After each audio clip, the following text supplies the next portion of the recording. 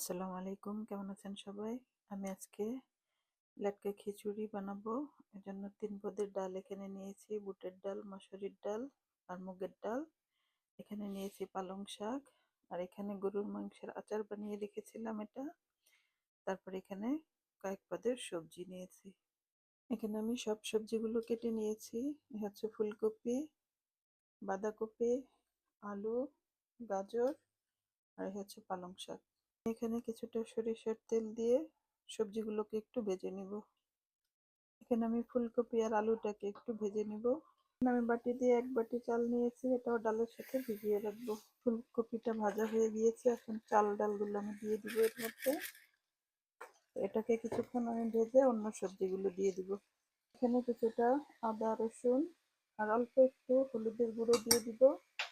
যেহেতু আমার আচারটার মধ্যে বেশ মশলা আছে, এজন্য আমি বেশি মশলা ইউজ করব না।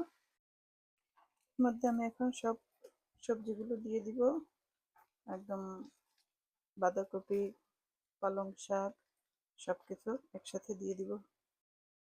এখানে আমি কিছুটা লবণ দিব, অল্প লবণ দিব, যেহেতু আমার আচারের মধ্যে মশলা দেওয়া, লবণ দেওয়া, সবকিছু দেওয়া।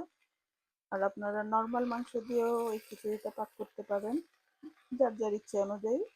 তো লবণটা আপনাদের স্বাদ অনুযায়ী দিয়ে নেবেন। আমি এখানে সব সবজি চাল টালগুলো সব ভেজে নিয়েছি। এখন এখানে 1 মগ পানি নিয়েছি, পানিটা আমি দিয়ে দিব।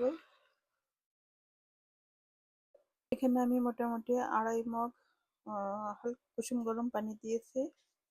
তো এখানে আমি আচারটাও মিক্সড করে দিব।